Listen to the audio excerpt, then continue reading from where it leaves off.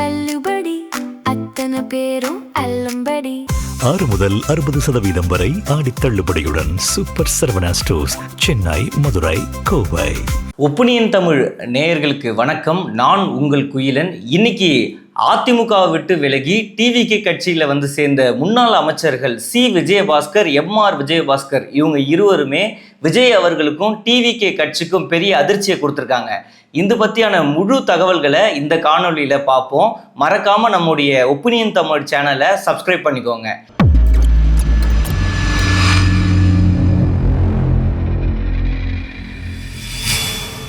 இப்போ தங்களுடைய எம்எல்ஏ பதவியை ராஜினாமா பண்ணிட்டு சொந்த கட்சியான அதிமுகவை விட்டு விலகி விஜய் அவர்களுடைய தாவேகா கட்சியில் இணைஞ்சிருக்காங்க சி விஜயபாஸ்கர், எம்ஆர் விஜயபாஸ்கர். இவங்க ரெண்டு பேருமே அதிமுகவில் இருந்த முக்கியமான முன்னாள் அமைச்சர்கள், முக்கிய பொறுப்பில் இருந்த நிர்வாகிகள். இவங்க ரெண்டு பேருமே அதிமுகவினுடைய தேர்தல் தோல்விக்கு பின்னர் அதிமுகவை விட்டு விலகி பழனிசாமி அவர்களோடு இருந்த அந்த நட்பை முறிச்சிட்டு இப்போ விஜய் அவர்களினுடைய இந்த டிவிகே கட்சியில் தனியாக ஒரு விழாவாக வச்சு இவங்க கட்சிக்குள்ள இணைஞ்சிருந்தாங்க. இப்போ அவங்க உயர்நீதிமன்றம்ல ஒரு வழக்கு போட்டிருக்காங்க. எங்களுடைய தொகுதிகளுக்கு மட்டும் உடனடியாக இடைத்தேர்தல் நடத்துங்க அப்படின்னு உயர்நீதிமன்றம்ல ஒரு வழக்கு போட்டிருக்காங்க. பொதுமக்களுடைய கேள்வி என்னவா இருக்குன்னா, உங்க கூட சேர்ந்தே மரகதம் குமாரவேலா இருக்கட்டும், இல்ல இசக்கி சுப்பையாவா இருக்கட்டும், இவர்கள் போன்றவர்கள் எல்லாமே வந்து அதிமுக விட்டு விலகி டிவிகேல சேர்ந்திருக்காங்க. அவங்களுடைய மதுராந்தகம் தொகுதி, பெருந்துறை தொகுதி போன்ற நிறைய தொகுதிகள் இருக்கு. 5க்கும் மேற்பட்ட தொகுதிகளுக்கு இடைத்தேர்தல் நடத்த வேண்டிய அவசியம் இருக்கும்போது ஏன் நீங்க அவசரப்பட்டு உங்களுடைய 2 தொகுதிகளுக்கு மட்டும் இடைத்தேர்தலை நடத்த சொல்றீங்க அப்படின்ற ஒரு கேள்வி எழுந்திருக்கு. இப்போ இதை நம்ம எப்படி பார்க்கணும்னா, இந்த சி விஜயபாஸ்கர் அவர்களாக இருக்கட்டும், இல்லை எம்ஆர் விஜயபாஸ்கர் அவர்களாக இருக்கட்டும், அதிமுகவில் இருக்கும்போது மிக முக்கியமான கட்சியினுடைய அதிகார பொறுப்பில் இருந்தவங்க. ஆனால் டிவிகேல இன்னும் இவர்களுக்கு கட்சி சார்ந்து ஒரு அதிகாரம் மிக்க பொறுப்பு கொடுக்கப்படலை அப்படின்றது அவங்களுக்கு ஒரு மனக்கசப்பாகவே இருந்தது. அதனால தான் இது வரைக்கும் நம்ம அனுபவிச்சுக்கிட்டு வந்த அந்த அதிகாரத்தை வந்து இழந்துருவோமோ அப்படின்ற ஒரு பயத்தில் தான் இன்னைக்கு நீதிமன்றத்தை நாடி எவ்வளவுக்கு எவ்வளவு சீக்கிரமாக இடைத்தேர்தலை நடத்த முடியுமோ அவ்வளோ சீக்கிரம் இந்த இடைத்தேர்தலை நடத்துங்க அப்படின்னு சொல்லியிருக்காங்க. அப்படிப்பட்ட அதிகார அந்த மோகத்தில் தான் இந்த சி விஜயபாஸ்கர் அவர்களும் எம்ஆர் விஜயபாஸ்கர் அவர்களும் இருக்காங்கன்றது இப்போ இவங்க போட்டிருக்க இந்த வழக்கின் மூலமா நமக்கு தெரியுது. அடுத்த கட்ட ஒரு முக்கியமான விஷயம் என்னன்னா, உயர்நீதிமன்றம்ல வழக்கு போடும்போது மதிப்புக்குரிய முன்னாள் அமைச்சர்களாக இருக்கிற சி விஜயபாஸ்கராக இருக்கட்டும், இல்லை எம்ஆர் விஜயபாஸ்கர் அவர்களாக இருக்கட்டும், விஜய் அவர்கள் கூட இப்போ அவங்க கட்சியில் இருக்கிற டிவிகே கட்சியினுடைய தலைவரான விஜய் அவர்கள்கிட்ட ஆலோசனை நடத்தினாங்களா, நாங்கள் இந்த மாதிரி எங்களுக்கு சீக்கிரமாக இடைத்தேர்தல் நடத்தணும்னு நாங்கள் நீதிமன்றத்தை நாட போகிறோம் அப்படின்னு உங்க கூட ஏதாவது கலந்து ஆலோசனை நடத்தினாங்களா, பொதுச் செயலாளரோ இல்லை முக்கியமான பொறுப்பில் இருக்கிற கட்சி நிர்வாகிகள் கிட்ட இவங்க அனுமதி வாங்கினாங்களா, அனுமதி வாங்கிட்டு ஆலோசனை பண்ணிட்டு தான் இவங்க நீதிமன்றத்தில் வழக்கு பதிஞ்சாங்களா அப்படின்ற ஒரு கேள்வி இப்போ எழுந்திருக்கு. அதுக்கான தன்னிலை விளக்கம் இன்னும் டிவிகே கட்சியின் சார்ந்தோ அப்படி இல்லைன்னா இந்த 2 முன்னாள் அமைச்சர்கள் சார்ந்தோ எதுவுமே வரல. 2வது ஒரு கேள்வி இவர்கள் மேலே என்ன எழும்புதுன்னா, உங்கள் மேலே இருக்கிற குற்றச்சாட்டுகள் வலுக்கிறனால இப்போ சி விஜயபாஸ்கர் அவர்கள் மேலே குட்கா வழக்கு இருக்கு. அந்த வழக்கினுடைய விசாரணை தீவிரப்படுத்தணும்னு சமூகத்தில் இருக்கிற பல்வேறு நபர்களும் இப்போ என்ன பண்ணுறாங்கன்னா ப்ரெஷர் கொடுத்துக்கிட்டே இருக்காங்க.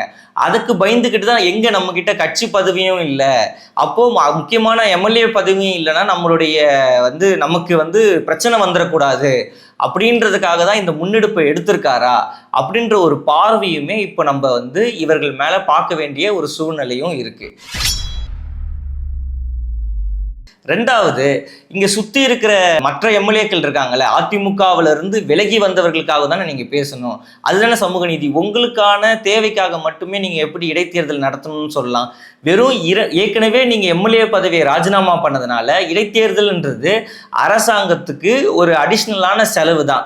இப்போ உங்கள் தொகுதிக்கு மட்டும் 2 தொகுதிக்கு மட்டும் இடைத்தேர்தல் வச்சுட்டு மற்ற தொகுதிகளுக்கு தனியாக இடைத்தேர்தல் வச்சா அரசாங்கத்துக்கு ஒரு பெரிய செலவு தானேன்னு சமூக ஆர்வலர்கள் கேள்வி எழுப்பியிருக்காங்க. அரசாங்க தரப்புல இருந்து இதுக்கு பதில் சொல்ல போகிற அல்லது தேர்தல் ஆணையத்திலிருந்து பதில் சொல்ல போகிற அந்த வழக்கறிஞர் இந்த கேள்விகள்லாம் முன் வைப்பாரு நீதிமன்றம்ல அப்படின்னு தான் இப்போ நம்ம எல்லாருமே பார்க்குறோம். தனித்தனியா எதுக்கு இடைத்தேர்தல்கள், ஒன்னாவே சந்திக்கலாமே. ரெண்டாவது, இவர்களுடைய பார்வை எப்படியா இருக்குன்னா, இந்த விஜய் அவர்களுடைய ஆட்சியின் மேல அடுக்கடுக்கான குற்றச்சாட்டுகள் வருது. உதாரணத்துக்கு சொல்ல போனோம்னா, இந்த மின் கட்டண பிரச்சனை ஒண்ணு, மேகதாது அணை சார்ந்த ஒரு சர்ச்சை வந்து இந்த டிவிகே அரசு சரியான அளவுல மேகதாது அணையை கட்டுற அந்த கர்நாடகா அரசினுடைய முயற்சிக்கு எதிர்ப்பு தெரிவிக்கல. ஒன்றிய அரசினுடைய நீர்வளத்துறையை கரெக்டான நேரத்துல வந்து அவங்க ரீச் பண்ணல அப்படின்ற ஒரு பிரச்சனை போயிட்டு இருக்கு. நீட் தேர்வு அந்த முறைகேடுகள் நடந்துகிட்டு இருக்கு. மாணவர்களுக்கு தமிழ்நாட்டினுடைய இந்த தாவேகா அரசு ஒத்துழைப்பு வழங்கல அப்படின்ற ஒரு குற்றச்சாட்டுகள்லாம் டிவிகே மேல இருக்கு. அப்போ இவங்க உடனடியா நம்ம இடைத்தேர்தலை சந்திச்சா மட்டும்தான் நம்ம ஜெயிக்க முடியும். கொஞ்சம் காலம் தாழ்ந்து நம்ம இடைத்தேர்தலை சந்திச்சா நம்மளுடைய வெற்றி வாய்ப்பு பறிபோகிடுமோ அப்படின்னு தான் இந்த முன்னாள் அமைச்சர்கள் சி விஜயபாஸ்கர், எம்ஆர் விஜயபாஸ்கர் யோசிச்சிருக்காங்க அப்படின்னு இங்க சமூக வலைதளங்கள், சோசியல் மீடியாஸ்லயும் சரி, இல்லை சோசியல் மீடியாவில் ஆக்டிவா இருக்க சமூக நல ஆர்வலர்களும் சரி, இந்த ஒரு கருத்தை பதிவு பண்ணிக்கிட்டே இருக்காங்க. எப்படின்னா, இப்போ விஜய் அவர்களுடைய முகத்துக்கு இருந்த அந்த ஃபேஸ் வேல்யூ குறைஞ்சிக்கிட்டு இருக்கு. ஒருவேளை இன்னும் கொஞ்ச நாள் 6 மாதங்கள்ல அந்த அரசாங்கத்தின் மீதும் விஜய் அவர்களின் மீதும் நம்பிக்கை மொத்தமா போயிடுச்சுன்னா, மக்கள் இடைத்தேர்தலில் இந்த அதிமுகவினுடைய மாஜி அமைச்சர்களுக்கு வாய்ப்பு வழங்க மாட்டாங்க. இவங்களை எம்எல்ஏ கூட ஆக்க மாட்டாங்க. கட்சி பதவியும் போயிடும். அங்க ஆட்சி அதிகாரத்திலையும் நம்மளால பங்கு வகிக்க முடியாது, ஒரு எம்எல்ஏ கூட ஆக முடியாதோ அப்படின்ற பயத்துல தான் இன்னைக்கு நீதிமன்றத்துக்கிட்ட போயிட்டு, ஐயா தயவு கூர்ந்து எங்களுடைய 2 தொகுதிகளுக்கு மட்டும் இடைத்தேர்தலை கொஞ்சம் சீக்கிரம் வைங்க அப்படின்னு இவங்க கேட்டிருக்காங்க அப்படின்னு ஒரு கேள்வி வருது. ரெண்டாவது ஒரு விஷயம் என்னன்னா, அவங்க வழக்கு போடும்போது என்ன காரணம் சொல்லி வழக்கு போட்டிருக்காங்கன்னா, எங்களுடைய தொகுதி மக்களுக்கு வந்து நிறைய பிரச்சனைகள் வருது, எங்க தொகுதியில எம்எல்ஏ இல்லாதனால அங்க உள்ள இருக்கிற உட்கட்டமைப்பை வசதிகளை மேம்படுத்த முடியல அப்படின்னு சொல்றாங்க. உங்க 2 பேர் தொகுதிக்கு மட்டும்தான் அந்த பிரச்சனைகள் இருக்கா? மற்ற எம்எல்ஏக்கள் ராஜினாமா பண்ண அந்த தொகுதிகளிலுமே அதே பிரச்சனை இருக்கதானே செய்யும். மரகதம் குமாரவேல் மதுராந்தகம் ராஜினாமா பண்ணியிருக்காங்க, அந்த தொகுதியில் இந்த பிரச்சனை இல்லையா? இல்ல மற்ற உங்களுடைய அதிமுகவில் இருந்து எம்எல்ஏவா ஜெயிச்சு திருப்பியும் அங்கிருந்து பதவி விலகி டிவிகேல வந்து இணைஞ்சிருக்காங்கல்ல, அவங்களுடைய தொகுதிகளில் இருக்கிற மக்களுக்கு இந்த மாதிரி பிரச்சனைகள் இல்லையா அப்படின்ற ஒரு கேள்வியை இப்போ நம்ம பேச வேண்டிய கட்டாயத்தில் இருக்கோம். இந்த கேள்வியை நம்ம கேட்கும் போது தான் இவர்கள் சட்ட ரீதியா இது என்னென்ன சிக்கல்கள் இருக்கு, நடைமுறை ரீதியா என்னென்ன சிக்கல்கள் இருக்கு அப்படின்றத நம்ம பார்க்க முடியும். ரெண்டாவது ஒரு குறிப்பிட்ட விஷயம் என்னன்னா, இவர்களுடைய இந்த நடவடிக்கை விஜய் அவர்களினுடைய கட்சிக்கு ஒரு பெரிய பின்னடைவா இருக்கும். என்ன அப்படின்னு பார்த்தீங்கன்னா, அதிமுகவை சார்ந்த எம்எல்ஏக்களாக இருக்கட்டும், இல்லை முன்னாள் அமைச்சர்களாக இருக்கிற இந்த கடம்பூர் ராஜுவா இருக்கட்டும், சி விஜயபாஸ்கரா இருக்கட்டும், எம்ஆர் விஜயபாஸ்கரா இருக்கட்டும், இவங்கெல்லாம் டிவிகே கட்சிக்குள்ள இணையும் போது என்ன சொன்னாங்கன்னா, ஊழல் சக்தின்னு விமர்சனம் பண்ணீங்களே, அவங்கள ஏன் கட்சிக்குள்ள சேர்த்துக்கிறீங்க? அதிமுக காரங்க உங்க கட்சிக்குள்ள வந்தாங்கன்னா உங்க கட்சியை ஆக்கிரமிப்பு செஞ்சிருவாங்க, உங்களுடைய கட்சியினுடைய தன்மையே வந்து நீர்த்து செஞ்சிருவாங்க அப்படின்ற ஒரு பெரிய விமர்சனம் இருந்தது.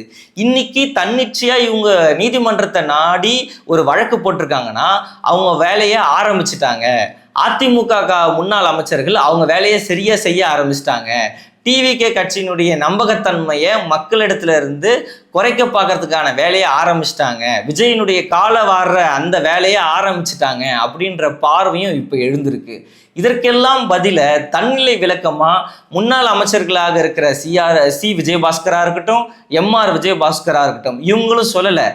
டிவிகே கட்சியின் சார்ந்து முக்கிய நிர்வாகிகளாக இருக்கிற புஷி ஆனந்த், நிர்மல்குமார், ஆதவ் இவர்களும் சொல்லலை. கட்சியினுடைய தலைவராக இருக்கிற விஜய் அவர்களும் சொல்லலை. அப்போ நமக்கு இங்க என்ன நடக்குதுன்னா, கட்சிக்குள்ளேயே இவ்வளவு குழப்பங்கள் இருக்கு.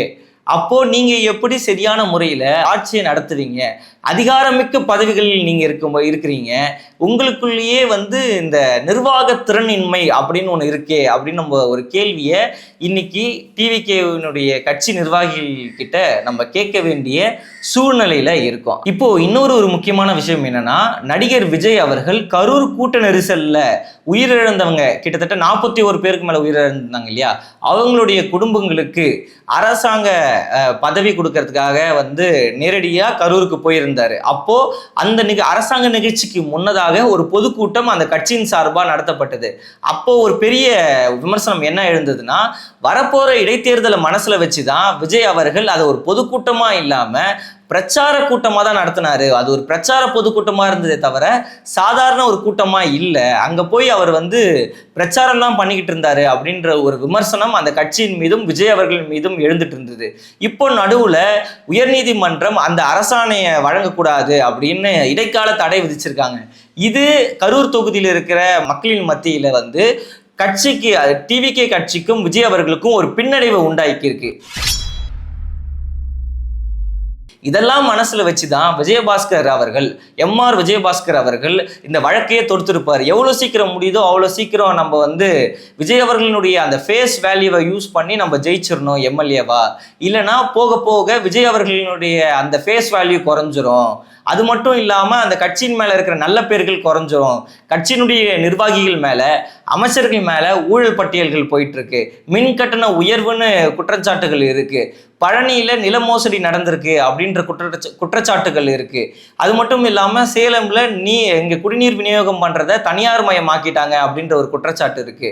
சென்னை மட்டும் இல்லாமல் பல்வேறு மாநகராட்சிகளில் தூய்மை பணியாளர்களை தனியார் நிறுவனங்கள் கிட்ட ஒப்படைக்கிற அந்த ஒப்பந்த பணிகள் போயிட்டு இருக்கு அப்படின்ற குற்றச்சாட்டுகள் எழுந்திருக்கு. இப்படி ஆட்சியின் மீதும் ஆட்சி கட்டிலில் அமர்ந்திருக்கிற ஆட்சியாளர்கள் மீதும் முதல்வராக இருக்கிற விஜய் அவர்கள் மீதும் நிறைய வந்து குற்றச்சாட்டுகள் இருக்கு. இது எல்லாத்துக்குமே பதில் சொல்லாம ஒரு மௌனமான நிலையில தான் இந்த அதிகாரிகளும் சரி விஜய் அவர்களும் சரி அமைதியா இருக்காங்க. இப்போ இந்த மாதிரி ஒரு சூழ்நிலையில எவ்வளோக்கு எவ்வளோ முன்னாடி நம்ம இடைத்தேர்தலை சந்திச்சிடறோமோ இருக்கிற கொஞ்ச நஞ்ச ஃபேஸ் வேல்யூவை யூஸ் பண்ணி, அது வந்து விஜயபாஸ்கர் அவர்களா இருக்கட்டும் இல்லை எம்ஆர் விஜயபாஸ்கர் அவர்களா இருக்கட்டும், தங்களுடைய ஃபேஸ் வேல்யூ மட்டும் இல்லாமல் விஜய்க்கு இருக்கிற அந்த திரை பிம்பத்தை யூஸ் பண்ணி நம்ம எப்படியாவது ஜெயிச்சிடணும். கட்சியில் அதிமுக விட்டு நம்ம கூட டிவிகேக்கு வந்த மற்ற எம்எல்ஏக்களை பற்றி நமக்கு எந்த கவலையும் இல்லை. நம்ம பொறுத்த வரைக்கும் நம்ம இது வரைக்கும் அதிகாரத்தில் இருந்துட்டோம். இனிமேல் அந்த அதிகாரத்தை இழந்து இருக்கக்கூடாது. கட்சியில் நமக்கு ஒரு பெரிய போஸ்டிங் எதுவுமே கொடுக்கல, முக்கியமான நிர்வாகியை நம்மளை இன்னும் அறிவிக்கல. அப்போது நம்ம எம்எல்ஏவாக இருந்தால் தான் நமக்கு மரியாதை.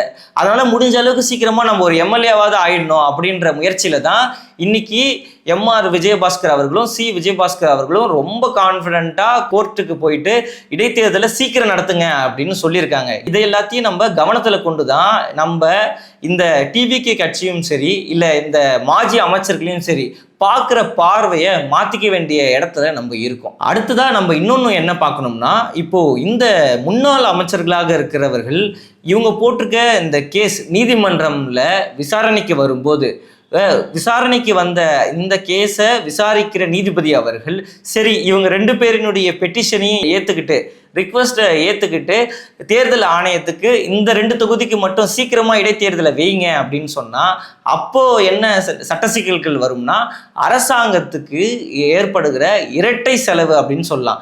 ஒன்றா இடைத்தேர்தல்கள் வச்சோம்னா அப்போது செலவுகளை ஒரு அளவுக்காவது சமாளிக்க முடியும். இப்போ இந்த 2 தொகுதிக்கு மட்டும் முதல்ல இடைத்தேர்தல் வச்சுட்டு அதுக்கப்புறம் முதல்வர் விஜய் அவர்கள் ராஜினாமா பண்ண திருச்சி கிழக்கோடு சேர்த்த மற்ற தொகுதிகளுக்குமே வந்து தனியாக ஒரு முறை இடைத்தேர்தல் வச்சா அரசாங்கத்துக்கு தான் செலவு வந்து இரட்டிப்பாகுமே தவிர இது இங்கே தனியாக வேற எந்த ஒரு பலனுமே வந்து தனித்தனியாக இடைத்தேர்தல்களை நடத்துறதுனால கிடைக்க போகிறது இல்லை. இதை வந்து விஜய் அவர்கள் அல்லது தாவேகாவினுடைய முக்கிய நிர்வாகிகள் இந்த வழக்கை போட்ட விஜயபாஸ்கர்கள் இந்த 2 விஜயபாஸ்கர்கள் கிட்ட சொன்னாங்களா இல்லையா அப்படின்ற கேள்வியை சமூக வலைதளங்கள் மற்றும் அரசியல் விமர்சகர்கள் கேட்க ஆரம்பிச்சிருக்காங்க. இந்த கேள்விகளுக்கு எல்லாமே எப்போ நீங்கள் தன்னிலை விளக்கம் கொடுப்பீங்க, இல்லை ஏதாவது விளக்கம் கொடுப்பீங்களா, இல்லை அறிக்கை கொடுப்பீங்களா அப்படின்னு நம்ம எதிர்பார்க்குறோம். இன்றைய வரைக்கும் எந்த ஒரு அறிக்கையும் அவங்க பக்கத்தில் இருந்து வரல. எந்த ஒரு தன்னிலை விளக்கமும் அந்த சைட்லேருந்து வராமல் இருக்கிறது தான் அவங்க மேலே நம்ம வைக்கிற அந்த அடுக்கடுக்கான விமர்சனங்களுக்கு ஒரு பேஸ்மெண்ட்டாக ஒரு அடித்தளமாக இருக்குது. இப்போது இந்த வழக்கின் மூலிமா நம்ம முக்கியமான விஷயமா என்ன பார்க்கணும்னா, இந்த 2 அமைச்சர்கள் வழக்கு போட்டுட்டாங்க. அப்போது அதிமுக விட்டு விலகி வந்த தங்களுடைய எம்எல்ஏ பதவியும் ராஜினாமா பண்ணிட்டு தாவேக்கல இணைஞ்சிருக்கிற அந்த அதிமுகவினுடைய முன்னாள் சட்டமன்ற உறுப்பினர்கள் அவங்க உரிமை குரல் எழுப்ப மாட்டாங்களா, கழக குரல் எழுப்ப மாட்டாங்களா? ஏங்க எங்களுடைய தொகுதிக்கு இடைத்தேர்தல் ஏன் சீக்கிரம் நடத்தக்கூடாது, இவங்க 2 பேர் மட்டும் ஏன் முன்னாடி கேட்குறாங்க அப்படின்னு கட்சியினுடைய நிர்வாகிகள்கிட்டையும் நேரடியாக கட்சியோட தலைவரான விஜய் அவர்கள்கிட்ட நேரடியாக போயிட்டு இந்த மாதிரி பண்ணுறாங்க அப்படின்னு ஒரு பிரச்சனையை கிளப்ப மாட்டாங்க அப்படின்னு என்ன நிச்சயம் இருக்கு? ஏன்னா இது இப்போ இந்த அதிமுக காரர்கள் டிவிகேக்குள்ள கட்சியோடைய அந்த சரியான நிலைத்தன்மை இருக்குல்ல, ஸ்டெடினஸை குலைக்கிறதுக்கு பார்க்குறாங்க, அதை கெடுக்க பார்க்குறாங்கன்னு அப்பயே விமர்சனம் எழுந்தது. அது இப்போ நடந்துக்கிட்டே இருக்கு. முடிஞ்ச அளவுக்கு சீக்கிரமாக நம்ம விஜயோட காலை வாரிடணும் தான் இந்த மாதிரியான வழக்கு போட்டிருக்காங்க அப்படின்ற ஒரு கண்ணோட்டத்தில் தான் இந்த செய்தியை நம்ம பார்க்கணும். இரண்டாவது முக்கியமான ஒரு விஷயம் என்னன்னா, இப்போ ரெண்டு தொகுதிகளுக்கு தனியாக இடைத்தேர்தல், மற்ற தொகுதிகளுக்கு தனியாக இடைத்தேர்தல் அப்படின்னும் போது 234 தொகுதிகளுக்கும் பிரச்சாரம் செய்யவே போகாத விஜய் அவர்கள் எப்படி இந்த ஒவ்வொரு தொகுதிக்கும் தனித்தனியாக பிரச்சாரம் செய்வார் அப்படின்ற ஒரு கேள்வியும் நெட்டிசன்கள், அதாவது சமூக வலைதளங்களில் ரொம்ப ஆக்டிவாக இருக்கிறவங்க கொஞ்சம் நகைச்சுவையாக கேட்க ஆரம்பிச்சிருக்காங்க. ஏங்க 234 தொகுதியில் பிரச்சாரம் பண்ணுங்கன்னு சொல்லும் போதே அவர் 100 தொகுதி கூட முழுசாக பிரச்சாரம் பண்ண போகலை.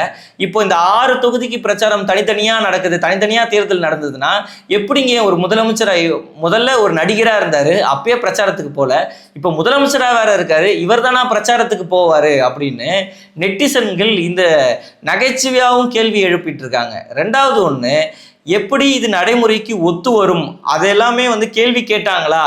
இவங்க அமைச்சர்கள், இந்த முன்னாள் அமைச்சர்கள் நேரடியாக போய் விஜய் அவர்கள்கிட்ட பேசினாங்களா, ஆலோசனை நடத்தினாங்களா, இல்லை கட்சியோட முக்கிய நிர்வாகிகளாக இருக்கிற நிர்மல்குமார், புஷி ஆனந்த், ஆதவ அர்ஜுனா, அருண்ராஜ் இவர்கள்கிட்டலாம் ஆலோசனை நடந்ததா இல்லையா அப்படின்ற ஒரு கேள்வியை நம்ம கேட்குறோம். ஆனால் பதில் மட்டும்தான் அவங்க பக்கத்துலேருந்து இன்னும் வராமல் இருக்கு. இந்த வீடியோவை முடிக்கும் போது இந்த ஒரு கேள்வியோடு முடிக்கணும்னு நினச்சிருந்தேன். என்னன்னா, விஜயோட பேரை மட்டுமே பயன்படுத்தி, அவருடைய ஃபேஸ் வேல்யூ மட்டுமே பயன்படுத்தி இந்த 2 அமைச்சர்களாலையும் இல்லை அதிமுகவில் இருந்து விலகி தாவேக்கால சேர்ந்திருக்கிற இவர்களால் கரை ஏறிட முடியுமா? அதற்கான வாய்ப்புகள் இருக்கா? ஏன்னா ஏற்கனவே இந்த ஆட்சியின் மீதும் ஆட்சியில் இருக்கிற அமைச்சர்கள் மீதும் நிறைய புகார்கள் வந்துருச்சு, ஊழல் குற்றச்சாட்டுகள் வந்துருச்சு.